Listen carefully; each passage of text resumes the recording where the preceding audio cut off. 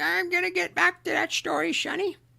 Just, just you listen to Boomer Great One. He's gonna tell you about how it was back in the olden days, back before fire, back when we walked uphill for everything. In fact, we didn't even have a concept of downhill because there was no downhill. Everything was uphill. We thought that was normal. We didn't even have a word for it because there was no alternative. It was uphill all the time.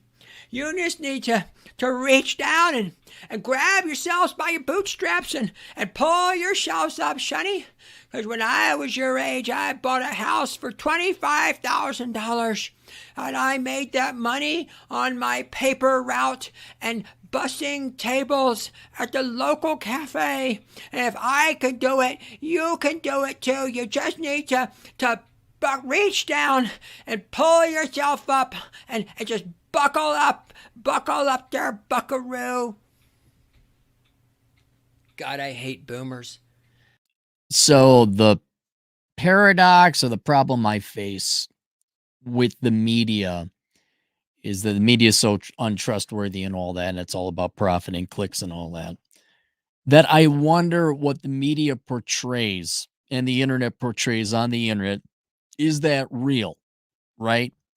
And I'll give you an example because then you get stereotypes. But okay, there's some truth to the stereotypes. It wouldn't be stereotypes if there wasn't an element of truth. But for example, all Gen X postmenopausal women are not cat ladies. All right. Only 83% of I kid. I joke.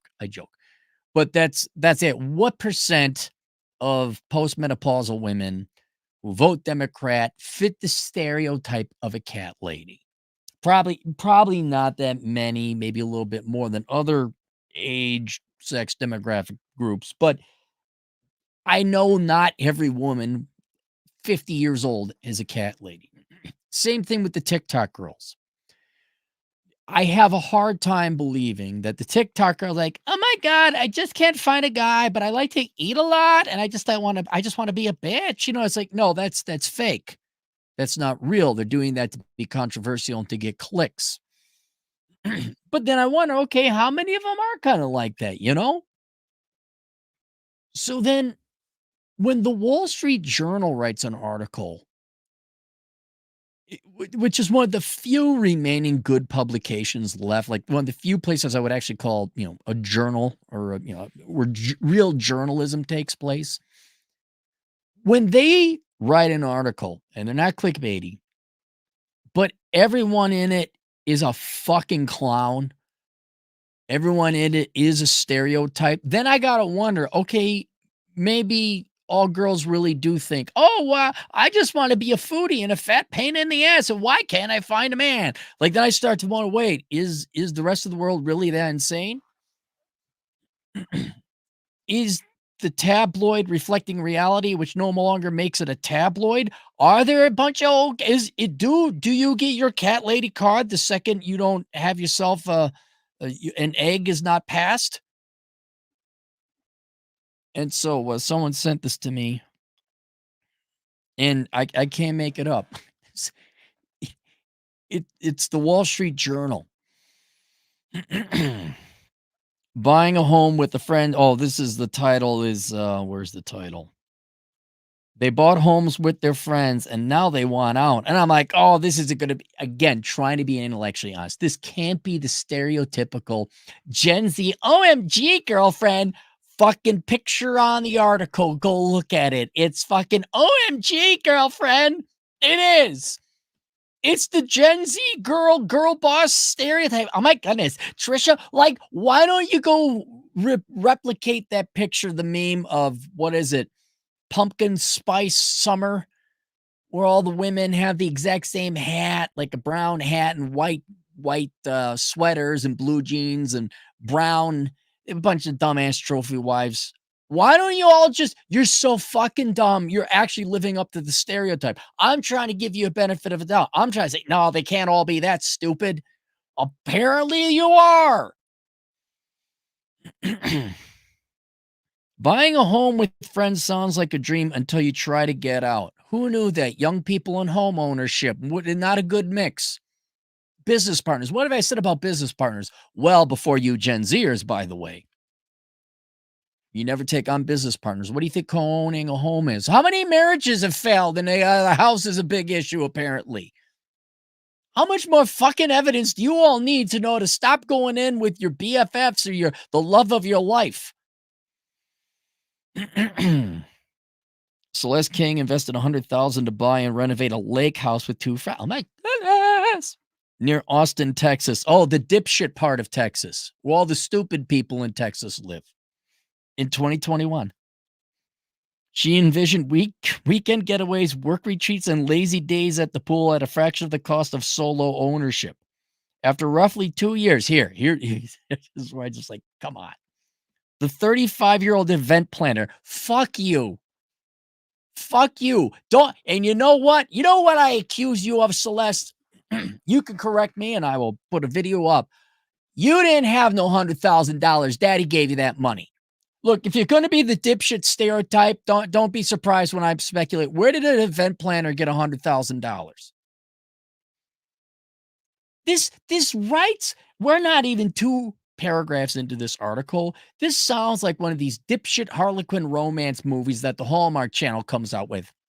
And we're just going to go up to the Hamptons, and there's going to be this little cottage, and we're going to go fun, and I have my marketing degree, but I work from home, and I'm a podcaster.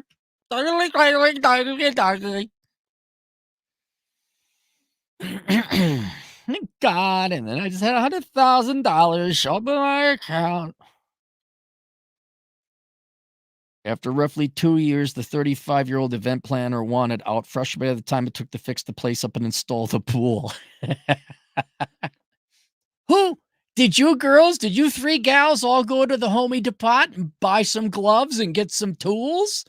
Did you all wrench away or did you pay for men? Matter of fact, it's not linked below, but I'm going to link to it down below called A World Without Men, an analysis of an all-female economy. Now, in this one instance, it's all women. I'll grant you there might be some other anecdotes down the road where it might involve some men. I bet you not a single one of you expended a calorie of energy fixing up that house. It's certainly not pools. Pools are difficult. I guarantee it was men doing all the work. All you paid was probably daddy's money. And yes, you're going to be the butt end of every fucking stereotypical joke now. What were your other friends? What did Bipsy and Madison do? I don't think the names are Bipsy and Madison. But what were their jobs? Were they marketing executives? Were they self-employed? What was it called? Sex in the City mythical jobs did they have? Did everyone go to the Central Perk? OMG. Is everyone in the world a robot but me? Really? Is everyone in the world a fucking punchline, a fucking joke, a fucking NPC but me?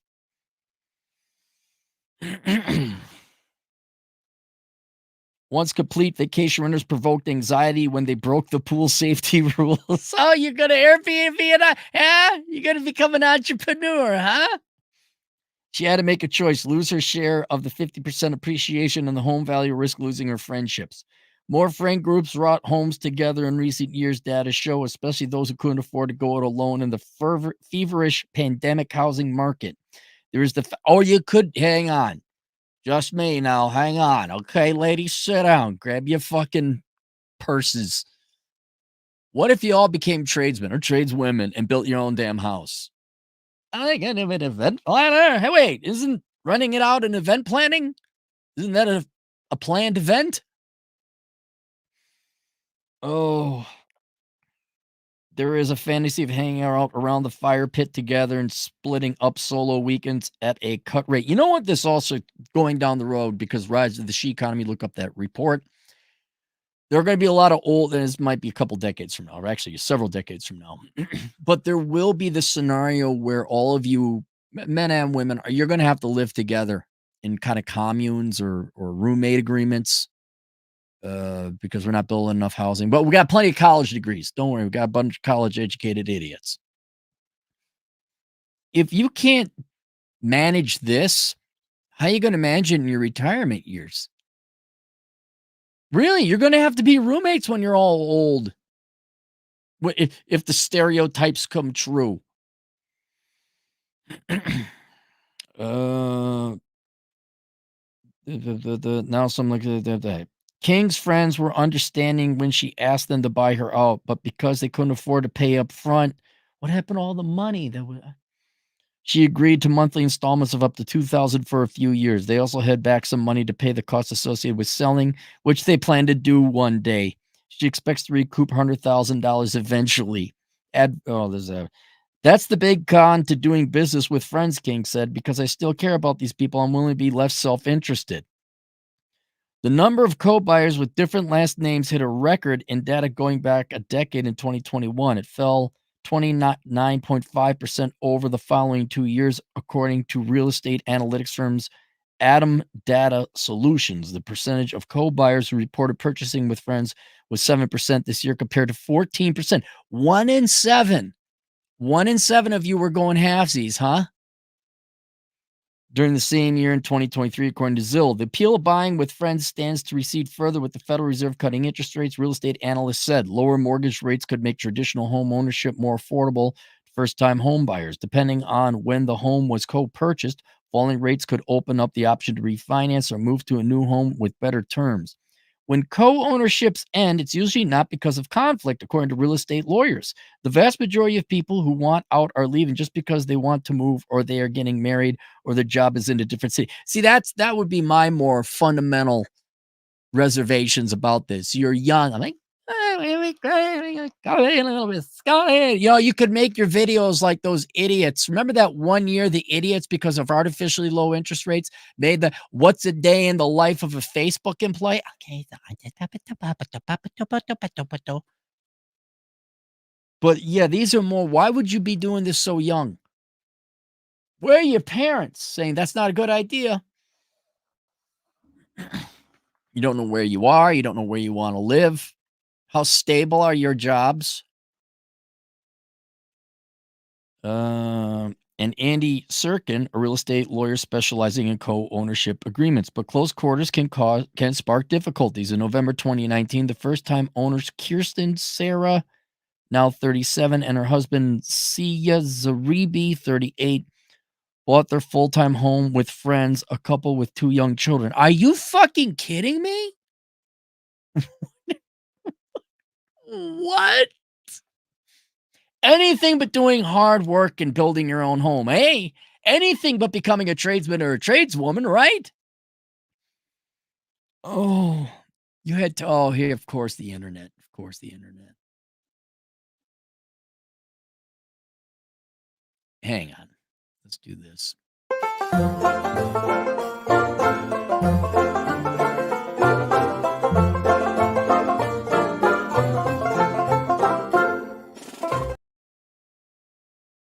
All right, I'm just gonna leave the camera off because they said they don't. Sarah said she hoped her newborn would be surrounded by a nurturing community. What is this, a fucking commune? 3 kids. One about to be birthed, so there's crying. I'm gonna keep you all up. Surrounded by a nurturing community in the 3-bedroom cabin in the Blue Mountains region of Ontario. Purchased for 770,000 Canadian dollars, equivalent to 569,000. The community was at times too close. Pandemic shutdowns in 2020 made things worse. Well, they could have predicted that. Having disputes in front of another family was hard and awkward, he said. The sound of children crying was inescapable. You guys couldn't figure that out? It felt like we were in daycare. After a year, the families moved out. They remained friends, but sold the house in 2021 for $1.02 million, netting $127,000 profit. The number of co-owners planning for potential exits rose significantly between 2021 and 2023, according to a survey. Here's another thing, generally younger people, you all haven't suffered enough. You really haven't. Mommy and daddy paying for shit, government bailouts for this, student loan extension, that, constantly fucking stimmy checks, everything's on easy mode. You've never had to like wear earplugs to go to bed, to drown out the noise in a, not even a bad neighborhood, but a loud neighborhood, I guess. And you don't know that you should probably not move into a house full of little children? Even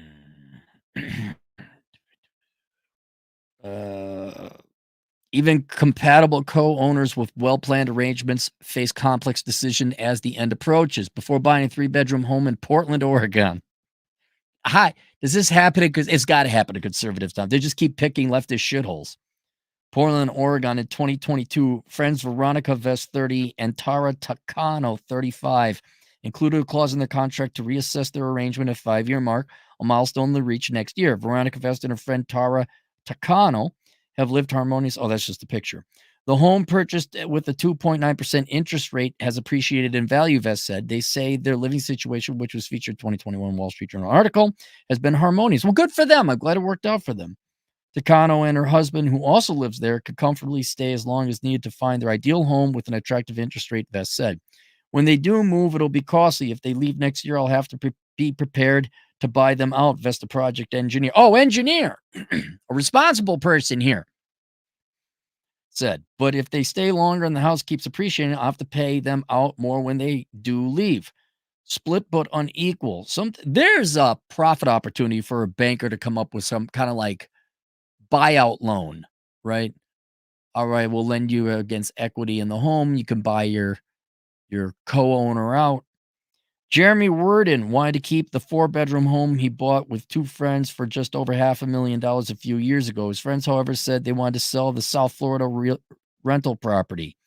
They were equal owners, he said, and they had expected to wait 5 years before deciding whether to sell the investment property. They were also supposed to share the management duties equally, he added. Worden, 27, believes he was more hands-on than his partners. Living in New York, he says he spent more time checking on the house in person than a friend who lived within driving. So, yeah, irresponsible adult children whose moms and dads shielded them from reality, and none of you assholes ever had to actually bust your ass off and carve out a reality or living out of reality. Oh my God, the guy who doesn't do his duties. Who knew? Because mom did it all the time. He says he handled all the city permits and contractors to build a tiki hut while his friends went on vacation. There's always that sucker. Despite the challenges, they remain good friends. Worden wanted to stick to their plan, but he said his friends, eyeing rising insurance costs, vacation rental competition, and current value of the house, were ready to sell. If it was only my house, I'd be in it for the long run, he said, but it is a partnership. We need to be aligned, and it is uncomfortable when we're not. And that's it. There you go. All right. I'm going to guess the vast majority of these. Do I have my internet back? Let me explain to you. You never go into business with a partner. I saw this all the time in banking, and this is no different. 2 dude bros, and they're always dude bros. It's always guys. Call it down the plate as I see it. Bro, wouldn't it be great to start a bar, run a restaurant, bro? Yeah, bro. And always, there's the one guy who does all the work and probably usually invests all the money. And then there's the fucking parasite. There's bankruptcy and filings and lawsuits, and friendship goes down the toilet. Just so you know, I have never seen it. I'm sure maybe I did see it, but I don't remember seeing one thing. But I have never seen it where just one guy, the responsible guy with the money, couldn't have just done it on his own and gotten a loan to do it himself. Right? You never take on a business partner. Now, I've seen it back in the day for you youngins. A good friend of mine, he bought a house about the same age I did, 24. And he owned it outright, but he would rent out the rooms to his buddies. All right. And that was, I think it was one owner. He's like, here's all the duties. You're not allowed to stay until you clean this shit up. Everyone agreed. They were mature, responsible, but this was a different time. None of us had ADHD or social anxiety or other made-up horse shit that our parents lied to us about so they could kick us out and get us on drugs. We just like, you stop being an asshole. Okay, Dad. That's kind of how it worked back in the day. But that's one guy, one decision, one owner. Nowadays, especially with the Beckys and the Trishas, no, get the fuck out of here. Like, good, wouldn't it be just great? Now, if you were a bunch of contractors, right? The sober kind, the ones who know how to tell time and show up on time, all 3 of you, that would actually kind of work. You could all fix up the house and get done. And, I presume it'd be in pretty good shape. That might work. And if you had like 2 professionals, I'd still think one person should own her out. But this is not a solution to the housing crisis. There's always going to be one party. Shoot, you got more parties involved, involve more owners, more investors, more that someone's going to chintz out, not do their duty. And surprise, what was it? It dropped by half or 29.5%. Like, yeah, I'm surprised it got to 1 in 7. That's impressive. 1 in 7 homes were bought by two people with not the same last name. Now, that could be more modernly due to feminism and how I'm not taking on my man's name. Fuck that guy. I mean, that could be it too. But yeah, it's not a surprise this didn't work out. It's not a surprise coming from a generation where it's like, you should get a student loan bailout. Oh, we should, and UBI and other things that avoid responsibility. Home ownership is hard. It's worth it if you do it right, buy it at the right time. If you want, go watch Craig Kamman's channel, Kamman. Tell him I send you, subscribe. He specializes in telling young people how to buy a house on their own. But man, if you're moving in with a family that already has 2 kids and you're pregnant, just stop. Just stop it. Just stop it. No, no, no. Home ownership is very hard. Okay. There's maintenance. You have to do regular schedule. Now, you don't wait for it to break down. You do the schedule. It's kind of like car ownership. For those of you with your driver's license and those of you who own your own car, you got to do the scheduled maintenance. You got to, know to change the oil. It surprises me to this day how many young people don't know that you need to change oil. It's not an option. There's insurance. And you get to you